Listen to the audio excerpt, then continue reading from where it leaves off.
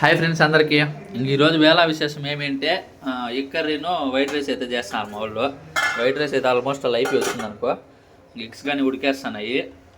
దానికి కావాల్సినవన్నీ అయితే ముందే కట్ చేసి పెట్టుకున్నారు. ఇంకా దానికి పచ్చిమిరపకాయలు కానీ లేవు ఉంటే పోయి తెచ్చినారు. ఇంకా అవైతే మధు కట్ చేస్తున్నాడు. ఇప్పుడు గుడ్లు అయితే ఉడికిపోయినాయి ఫ్రెండ్స్. ఇంకా ఒళ్ళు చేసి కర్రీలోకి వేసుకోవడమే అనమాట గుడ్లని. ఫస్ట్ అయితే కొద్దిగా ఆయిల్ అయితే వేసుకోవాలన్నమాట. ఇంకా ఫస్ట్ అయితే పచ్చిమిర్చి వేస్తున్నాడు అనమాట. ఇంకా కొద్దిగా ఫ్రై అయిన తర్వాత అయితే ఆనియన్స్ వేస్తున్నాడు.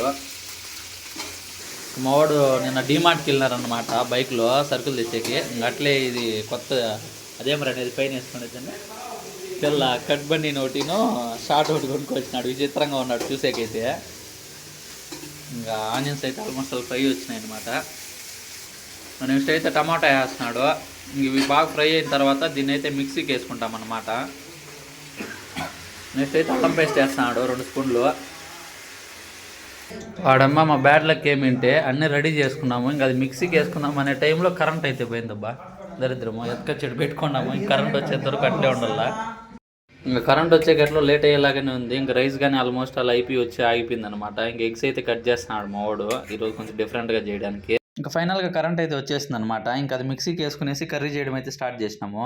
మిక్సీకి వేసుకున్నవి అయితే పోసేసినాడు. తిరుగుబాతులాగా పెట్టేసి ఇంకా దాంట్లోకి కావాల్సిన మసాలాలు, పసుపు, కారము, ధనియాల పొడి అన్నీ వేస్తున్నాడు.